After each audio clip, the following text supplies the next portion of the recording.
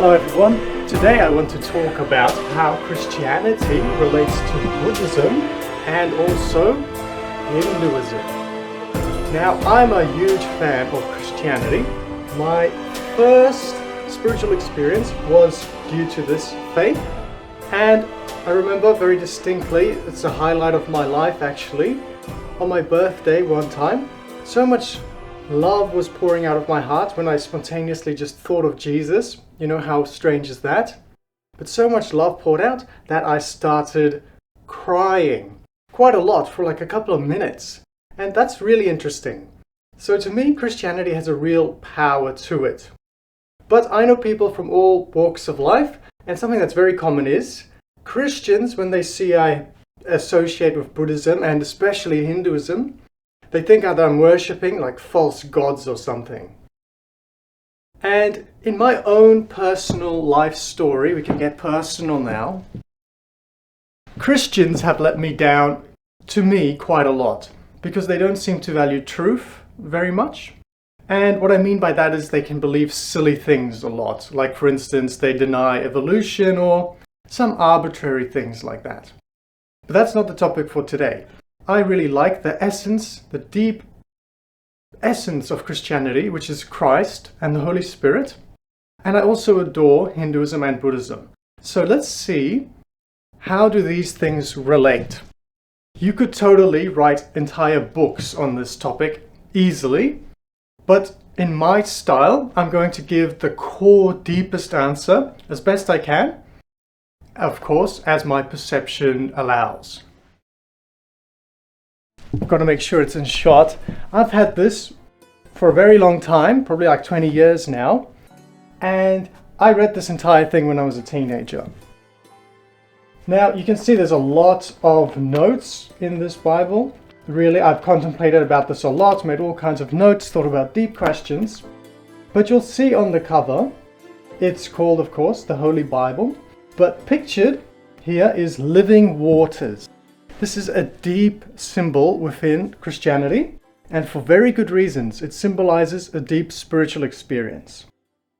Now, I actually keep this next to my bed. I don't read it very often, but I still find it a very powerful source of energy for myself, of living waters.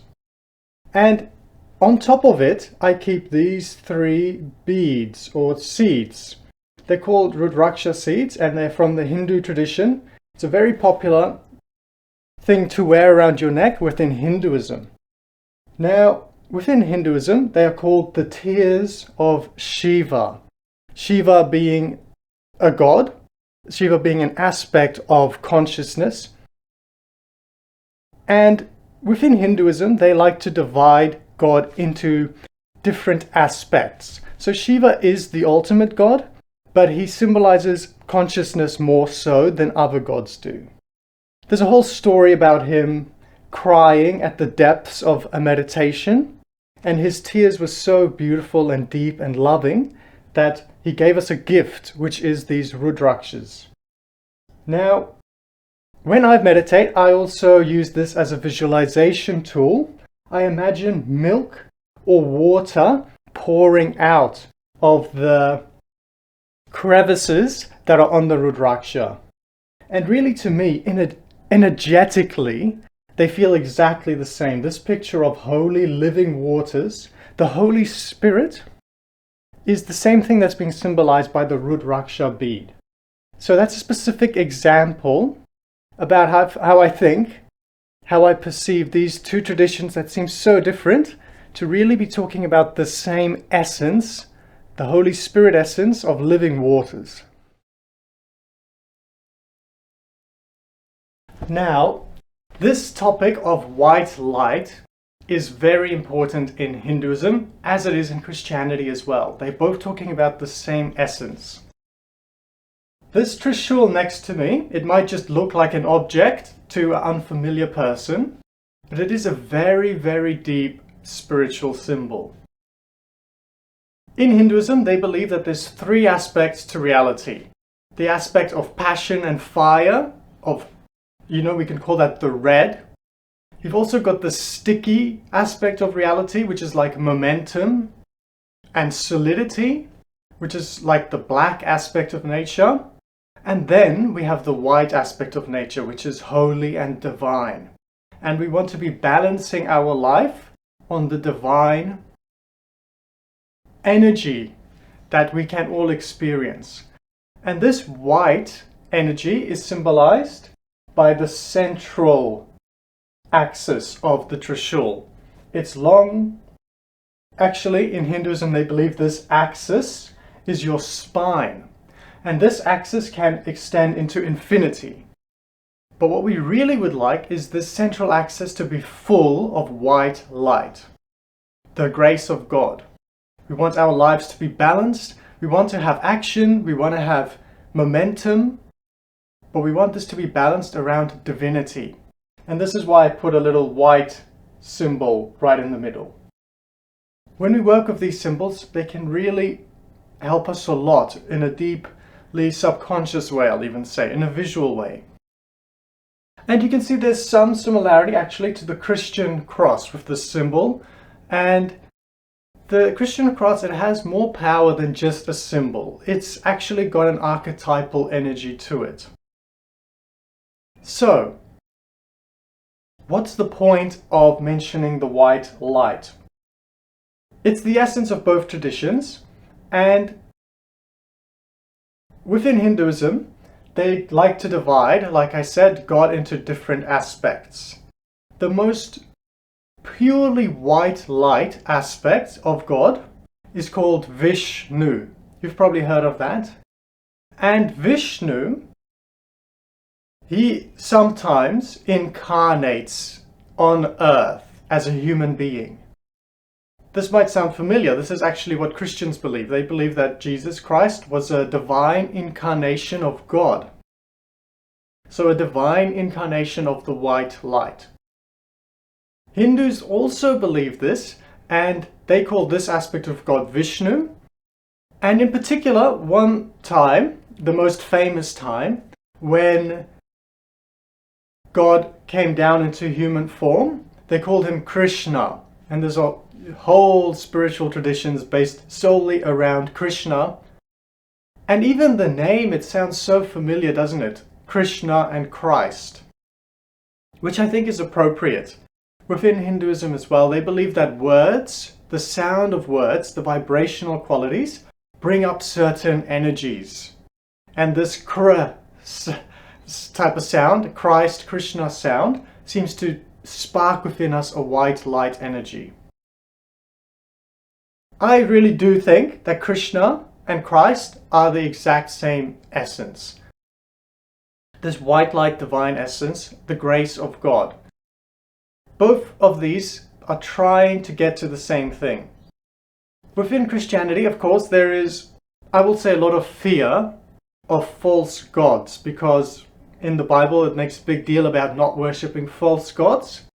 And, that's true. We shouldn't go worshipping Baal. We shouldn't go worshipping our own self-pride or money or good looks, all these false idols. But just because it says we shouldn't worship false idols doesn't mean that other people in India haven't also found the true one God, the white light essence, holy dove, grace of God. Talking about Krishna, one of my favorite symbols in Hinduism is Krishna playing his flute. Now this is a paintbrush, but just imagine that it's a flute.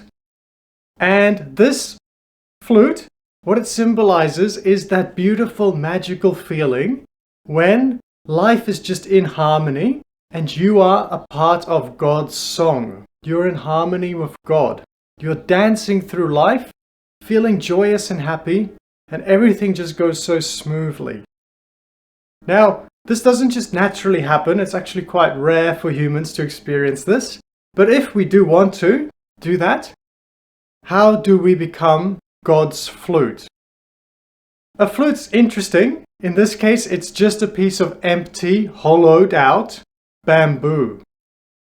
So if we want to be God's flutes, then all we have to do is empty ourselves out on a spiritual level and let God work through us. Now, what's amazing about Hinduism, if you look at the images, whenever a god is portrayed, the god is holding all sorts of things in there, sometimes many hands, or they're riding an animal. Really, whatever visuals are being shown in a Hindu god's image has deep meaning behind it. There's a reason the objects are included or a god is portrayed in a certain way. It is giving people clues to aspects of God and how to resonate more at those levels so that we can feel God in our lives. And traditionally, these gods have been tailored for different people. So people who are homeless might worship Rudra more than rich people who might worship Lakshmi. It's a very interesting culture, so diverse, but all of them are trying to point back to the original God, the Father. There is only one Father, and Hindus, they are trying such a rich, dynamic variety of ways to express that. Now, let's talk a little bit about Buddhism. How does that relate to Christianity? We've already mentioned quite a lot now the white light aspect, and Buddhism definitely touches upon this. But it emphasizes something different than Hinduism, I will say. The main similarities between Christianity and Buddhism is that they both venerate a human being that has embodied God to an absolute degree, or at least to a saintly degree. They are the physical embodiment of a higher consciousness. Now, in Christianity, Jesus, I would say to me, mostly says that the way to God is through trust and faith and through love, which is perfectly 100% good and valid. Buddhism stresses more that the way to God is through meditation, doing the practice of meditation in a disciplined way. But even Jesus had disciples who were disciplined. But Buddhism emphasizes the meditation practice, and it emphasizes very much emptying out one's self, one's pride and one's ego. In Buddhism, they don't actually talk about God so much at all. They want you to find God for yourself. What they want, the words they use, it's very interesting, almost funny. They want you to find the no self. If you just empty yourself completely, nothing will separate you from God. That's basically how I would sum up Buddhism in a non-esoteric way. In Christianity, this is not very well known, but there's this concept of kenosis, which I really like, which is this idea of emptying out one's self, one's pride, one's ego, all the things that we spiritually know is keeping us separate from God. Those can be all the negative qualities like jealousy and anger and spitefulness, but they can also be things like pride, feeling superior to others, judging others. There's all these things that the human being has within us that we want to release. In Christianity, the most popular way to release those things is by just letting Jesus into your heart, which is fantastic. But I do really appreciate and value the idea within Buddhism that if one sits and empties one's mind through meditation, you can experience God for yourself. Christians tend to believe stories more, whereas Buddhists promote not believing anything at all. Let go of all belief, and then God will just reveal itself to you, because God is the ultimate supreme reality. And all we need to do to become in contact with God is to let go of ourselves.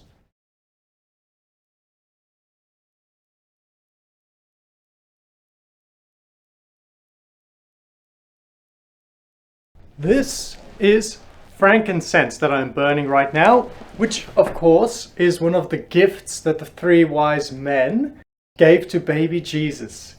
And it's a very popular incense to be burnt within Buddhism. And I genuinely believe that the smell does help us psychologically open up to the white light. There's good reason that monks burn this during a meditation. Now, I recently went to India and I was given some sacred ash, which I put here. And they like to put this ash on their forehead. When I was in India, it was actually interesting and surprising how much Christianity and how many churches there are in the country. The way that Hindus and Buddhists see the world, they actually incorporate and accept Christianity and Jesus into their culture very easily, because they're not a very excluding type of culture. They believe that there's only one God, and there's many ways to describe God. God is like a jewel at the center of a flower, and there's many ways that you can approach this jewel. You can approach it from the east or the west, from the top, bottom, north, south. There's many ways to describe the same God. A poor person will describe God differently than a rich man, and someone in Asia will describe God differently than someone from Africa or the Americas. But we can all, through our hearts, find the same one true God. There is only one true God. Christians, they are the opposite, generally speaking. They find it very hard to open up to other religions, such as Buddhism and Hinduism, because there's this really deep fear that if they believe in a false God, they will go to hell. And they believe that they should believe that Jesus died on the cross and rose again. Now, to me, this is very important actually. When I'm meditating and in a deep state of consciousness and I feel like I'm really coming in contact through my heart with Christ and God, and maybe I'm even in a state where I feel like crying these graceful tears, these tears of beauty. When I'm in such a place, my heart 1000% tells me that God is not sending people to eternal torture through hell. 100% I am convinced of that in my heart. Maybe it's because Christians have a lack of life experience. I've done a bit of traveling and I've talked to many Buddhists and many Hindus, and when you get to know someone and you look into their eyes and you can feel that they are a really good person, this person in front of you is trying their best, they're connected to their heart, they're trying to really bring divinity into their life. This person is really trying. When you see someone like that and you get to make friends, there's no way God is sending people like that to eternal hell. That's what my heart says anyway. And this connection to God is what matters the most to me. This is probably philosophically the biggest difference between Christianity and the other two that I'm talking about. The difference between Buddhism and Hinduism over there and Christianity over here. Christianity believes, generally speaking, in a heaven and a hell type of afterlife. And Buddhism and Hinduism, they believe in a reincarnation karma engine, okay? So, to me, this is the big sticking point that you as the viewer need to look into your own heart for. If you're a Christian, do you really think God is sending people to hell, even though they're good people? I just cannot believe that. It's a feeling that you have in your heart. I am much more liable to be convinced that God does not exist at all than I am that God would send people to hell. That seems like one of the most absurd life views that could be possible, that an all-loving God sends good-intentioned people to a place of unfathomable, eternal, infinite unhappiness. That would be really sad.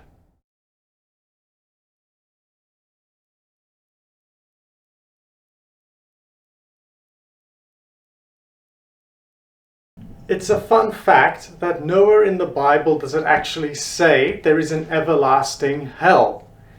And I think because of that, there's a real reason that we can trust the authority in our heart on this topic. And if we drop the whole concept that people that don't believe go to everlasting hell, if we just drop that entirely, I think Christianity becomes a lot more of a loving religion, an inclusive tradition, and it totally changes the context in which we see Jesus and his works. There's no longer this piano hanging over our heads that you must believe or you'll go to hell. Instead, we choose to believe because we choose love and grace. We choose it because we want to, because it has its own value and worth.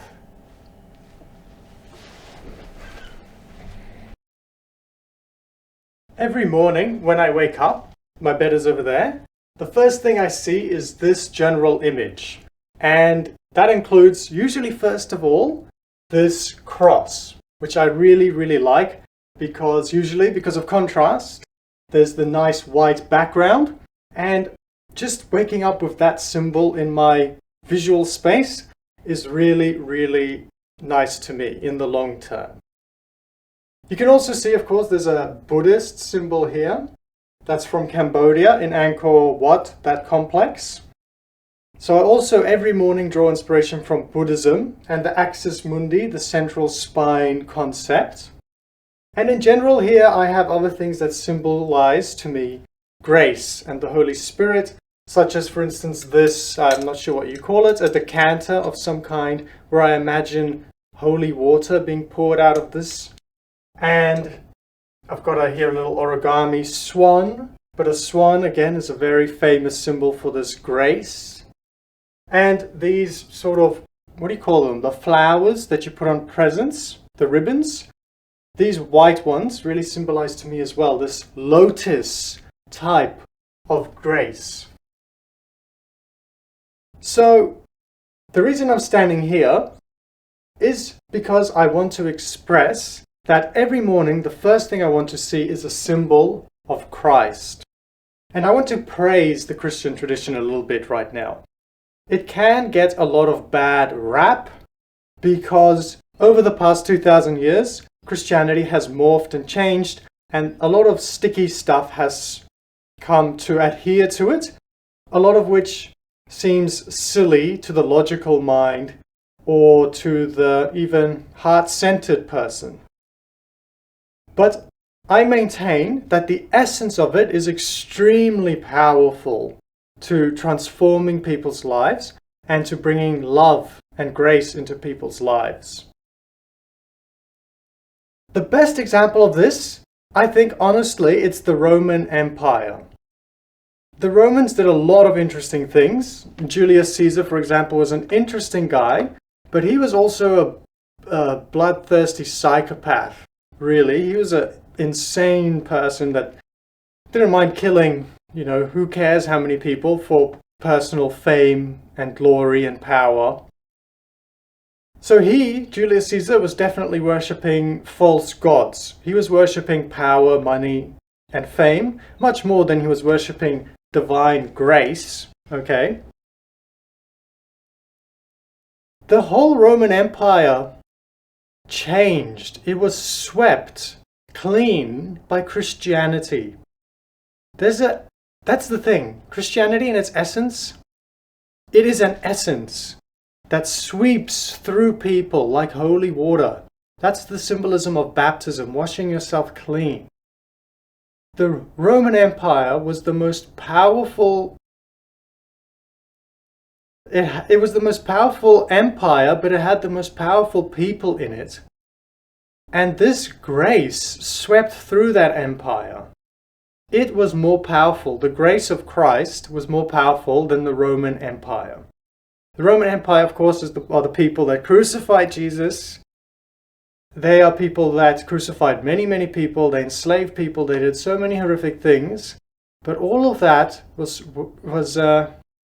cleaned by Christ spiritually, and even the emperor of Rome became a Christian. And the Eastern Roman Empire endured for a very, very long time, much longer than the original empire, with this Christian faith happening inside the people's hearts. So, if the energy of Christ can sweep across the whole Roman Empire, it certainly can sweep through you and through any human beings that are struggling. This energy of Christ is wrapped up in the Bible and in the tradition that is passed down from one generation to the other. It's not completely logical why Christianity is so powerful. And the same could be said to Hinduism and Buddhism. These traditions are really powerful. And I think for that, we can respect them and allow them to act through us. What can one man really do in the world? I would say barely anything. A man can do barely anything to make the world a better place. But if you allow this really strong, enduring, everlasting, impactful energy of grace to work through you, you will still not accomplish much in life. But just like the Buddhists say, if you empty yourself, then you can simply become a chariot or a vessel that can help in making the world a more divine place. And ultimately, if we wake up every morning with this intention, I think we're on the right track. As for the whole heaven and hell thing and the whole reincarnation thing, I guess we'll find out when we die. But until that day, I am satisfied knowing that my heart is in the right place, and that's all I really want for other people. I want them to cry tears of beauty when they think of Christ.